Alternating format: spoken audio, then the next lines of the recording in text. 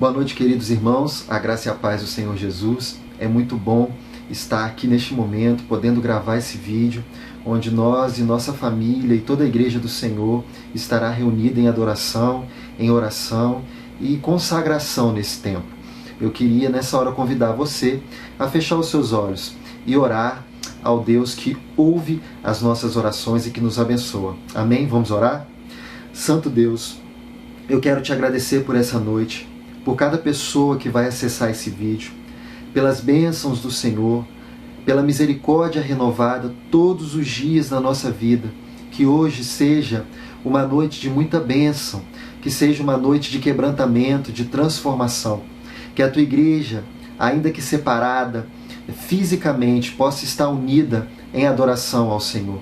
Eu te peço uma bênção especial sobre a primeira igreja batista em Marabá e sobre toda a igreja de Jesus reunida na face da terra. Quero te pedir, ó Pai, que o Senhor derrame sobre nós a tua unção, perdoe os nossos pecados e nos encha do Espírito Santo de Deus. Assim eu oro, agradecido por essa noite e por tudo que o Senhor vai falar aos nossos corações. Eu oro em nome de Jesus. Amém. Querido irmão, o tema da minha mensagem nessa noite é: em tempos de guerra, nunca pare de lutar. Queria convidar você a abrir a sua Bíblia no livro de 2 Crônicas, no capítulo 32. Nós vamos ler do versículo de 1 a 8. E assim diz a palavra do nosso Deus. Depois dessas coisas e desses atos de fidelidade, aqui Deus está falando do rei Ezequias, o rei de Judá. Senaqueribe, o rei da Síria, invadiu Judá e sitiou as cidades fortes, a fim de conquistá-las. Quando Ezequias viu que Senaqueribe tinha vindo com o propósito de atacar Jerusalém, consultou seus chefes e os seus oficiais sobre tapar as fontes das águas que ficavam fora da cidade, e eles concordaram. Assim, muita gente se ajuntou e tapou todas as fontes, como também o ribeiro que atravessava o território, dizendo: por que deixar que os reis da Síria encontrem tanta água? Ezequias animou-se e construiu todo o muro que estava demolido, levantando torres sobre ele, fez outro muro por fora, fortificou Milô, na cidade de Davi, e fez uma grande quantidade de armas e escudos. Versículo 6. Então estabeleceu oficiais e militares sobre o povo e, reunidos na praça junto à porta da cidade, animou o povo, dizendo: sede fortes e corajosos, não temais, nem desanimeis, por causa do rei da Síria, nem por causa de todo o exército que está com ele, pois está conosco um maior do que o que está com ele. Versículo 8. Eles têm a força humana, mas nós temos o Senhor, nosso Deus, para nos ajudar e lutar por nós. E o povo se tranquilizou com as palavras de Ezequias, rei de Judá. Em tempos de guerra, nunca pare de lutar. O rei Ezequias foi um rei que andou nos caminhos do Senhor, que fez a vontade de Deus. Quando o profeta Miqueias profetizou contra Jerusalém, dizendo que ela seria destruída, Ezequias orou, Ezequias buscou a face de Deus e recebeu o favor de Deus, e a cidade não foi destruída. Ezequias, ele reconstruiu o templo, reconstruiu a santidade do povo, reconstruiu a Páscoa. Foi de fato um homem segundo o coração de Deus. Talvez nem antes nem depois tivesse existido um rei que buscou e confiou em Deus como Ezequias fez.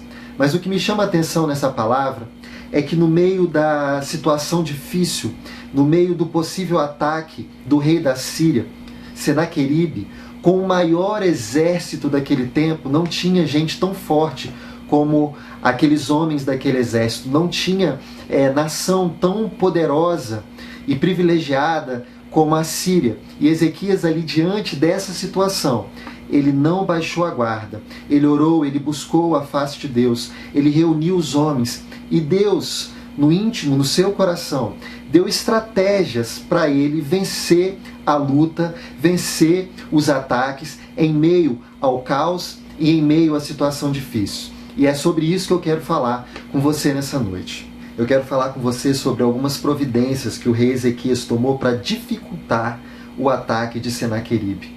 E a primeira coisa que ele fez, a estratégia que ele teve, foi fechar os poços para que os inimigos não tivessem acesso à água. Ou seja, Ezequias deixou o inimigo com sede. Querido irmão, eu quero convidar você nessa noite a olhar para a sua vida e fazer a mesma coisa. Elimine aquilo que sacia o inimigo na sua vida. Não facilite o trabalho do inimigo.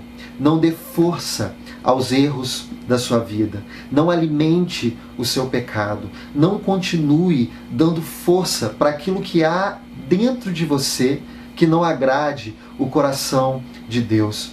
Quantas das vezes o inimigo ele vem na nossa direção e ao invés de repreendê-lo, cedemos. Quantas das vezes o pecado bate na nossa porta e ao invés de mantermos a porta fechada, deixamos o pecado entrar. Quantas das vezes sabemos que não devemos olhar, mas olhamos, não devemos falar, mas falamos. E todas as vezes que agimos de uma forma que não devemos agir, a gente acaba alimentando, saciando o pecado, o inimigo e dando força àquele que se levanta contra nós. Eu quero convidar você nessa noite, em primeiro lugar, a não saciar a sede do inimigo, a tampar os poços, a fazer o que for possível para não ser dominado pelo pecado e nem deixar que aquilo que não agrada ao coração de Deus habite o seu coração. E além de fechar os poços, Ezequias, em segundo lugar, ele tampou as brechas nos muros da cidade. Ou seja, além de deixar o inimigo com sede, ele bloqueou o acesso do inimigo, a entrada do inimigo na cidade. Irmãos, nós precisamos fazer a mesma coisa, fechar as brechas que dão acesso ao inimigo, ao pecado, aos pensamentos maus, aos sentimentos de entrarem na nossa vida e habitarem no nosso coração. Acerte a sua vida espiritual com Deus, sua vida de oração, sua vida de jejum, de consagração e de busca ao Senhor. Como tem sido a sua vida devocional? Quais são os momentos do dia que você para buscar a Deus, para falar com Deus, para orar ao Senhor, para pedir perdão pelos seus pecados, para fechar todas as brechas? Será que não é o momento da gente começar a tirar daqueles que se levantam contra nós todas as portas abertas, todas as possibilidades de se achegar até nós? Será que não é agora o momento de vigiarmos mais a nossa língua e parar de falar aquilo que magoa as pessoas? Será que não é o momento de vigiar as palavras, ou para alguns, infelizmente, os palavrões? Será que não é o momento de olharmos para o nosso coração e começarmos a vigiar quais são os tipos de sentimentos que têm passado por ele, ou os pensamentos que têm habitado a nossa mente? Será que não é agora o momento exato de fechar a porta da murmuração? Pois foi isso que o rei fez. Em toda a sua estratégia, além de fechar os poços, Ezequias vai lá e tampa o muro, reconstrói os muros, para que o inimigo não tivesse acesso à cidade.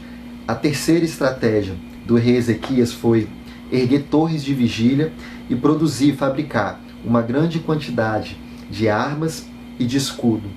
Ele se fortaleceu contra o inimigo. Irmãos, é tempo de orar, jejuar, consagrar as nossas vidas ao Senhor, buscar a face de Deus, meditar, ler a palavra do Senhor, ativar os dons que Deus nos deu e talentos, para que a gente não venha perecer, nem venha ficar fraco diante de tantas tribulações que a gente tem passado nesse tempo.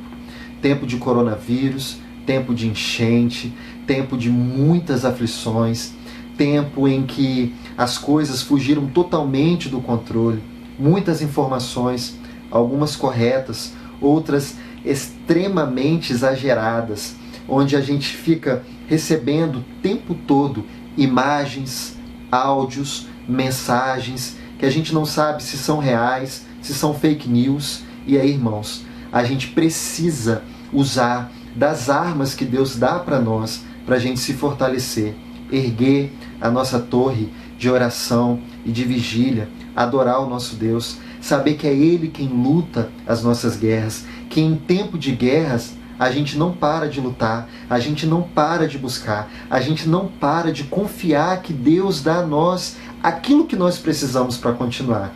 Ezequias, ele teve uma estratégia para construir 2 fontes de água que passava debaixo da cidade para que o povo da cidade, cercado pelo exército inimigo, não morresse de sede. Em tempos de guerra, irmãos, Deus vai dar tudo que nós precisamos para continuar, para não morrer e para resistir. Irmãos, nada vai nos faltar. Não podemos deixar de acreditar que em momentos como esses que nós estamos vivendo, como pessoas, como igreja, como sociedade, não podemos tirar de vista e da mente que Deus vai dar o que for preciso para que a gente continue e continue bem, continue saudável, continue feliz. A nossa alegria, ela não é produzida pelas coisas do mundo, pela mídia. A nossa alegria, ela não pode ser comprada numa prateleira. A nossa alegria, ela vem do Senhor, que nos dá estratégias de sobrevivência e que é certa a vitória desse Deus sobre nossas guerras, sobre as nossas lutas, sobre aquilo que se levanta contra nós. E para concluir essa mensagem nessa noite, queridos irmãos, eu quero dizer que todas essas estratégias que o rei usou foi excelente e de fato dificultaram o inimigo, mas não foi a maior. A maior arma usada pelo rei Ezequias foi a oração. Ele recebeu uma carta do rei Senaqueribe ameaçando ele, dizendo que ele devia se render e também blasfemando contra Deus. E a primeira atitude que o rei tomou não foi se desesperar, mas pegar aquela carta, correr para a presença do Senhor e apresentar aquela carta em oração. Queridos irmãos, diante das ameaças, da vergonha, dos ataques, daquilo que tenta assolar a nossa vida, a melhor opção sempre vai ser correr e apresentar tudo isso diante do Senhor. Apresente a sua aflição, apresente os seus medos, a sua dor, aqueles motivos que te fazem chorar, aquelas pessoas que te magoaram no passado que você precisa perdoar para viver melhor daqui para frente. Apresenta aquilo que tenta te afligir. Apresente o desânimo, a ansiedade, a depressão, as suas dores. Corra para o Senhor, porque certamente Ele vai lutar ao seu favor e te dar a coragem e a força necessária que você precisa para não desistir. Não se esqueça, em tempos de guerra, não podemos de forma alguma parar de lutar.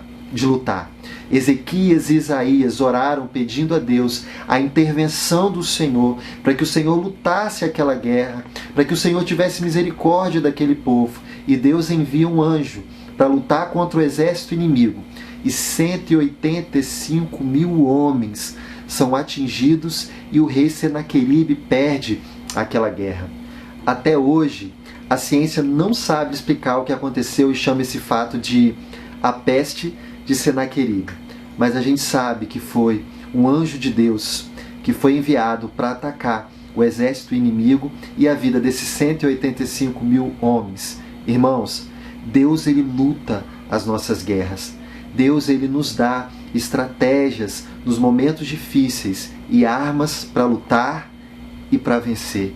Se utilize das armas disponíveis de Deus para a sua vida nesse dia, nesses dias, para que você consiga vencer.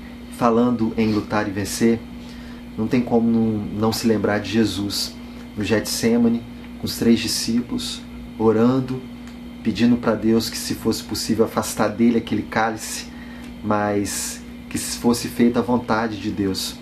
Ali, Jesus totalmente contrito, submisso à vontade do Senhor, orando, ainda que sofrendo, ele não deu de beber ao inimigo, ele não desistiu, ele fechou suas brechas, ele continuou com o foco dele em Deus.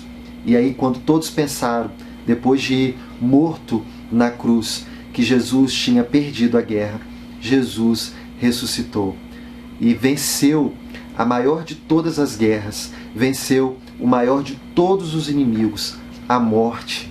E porque ele venceu a morte, aquele que nele crê vencerá também. O maior de todos os inimigos não é aquilo que ronda a nossa vida, mas sim a morte espiritual. Está eternamente afastado de Deus. Mas essa luta Jesus já venceu por mim e já venceu por você, quando morreu na cruz do Calvário e ressuscitou, para que todo aquele que nele crê, como Filho de Deus, como ressurreto, como aquele que está à direita do Pai, não morresse eternamente também, mas tivesse vida eterna. Assim como Jesus, queridos irmãos, vamos usar das armas que Deus nos dá para vencer o inimigo. Vamos ser fortes e corajosos, como Ezequias disse para o povo ser. Vamos continuar com os nossos olhos no Senhor, porque é dele que vem o nosso socorro.